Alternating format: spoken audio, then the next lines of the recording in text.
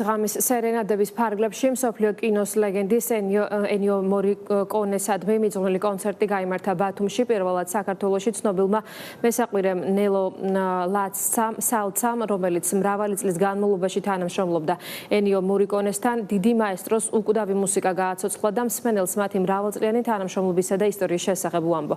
კონცერტში ასევე მონაწილეობდნენ ქართველი შემსრულებლები. ლიანა ისაკაძის სახელობის საერთაშორისო ფესტივალი 11 ოქტომბრის ჩათვლით გაგრძელდება. ფესტივალის ფარგლებში სხვადასხვა ქალაქში ჯამში 6 კონცერტი გაიმართება.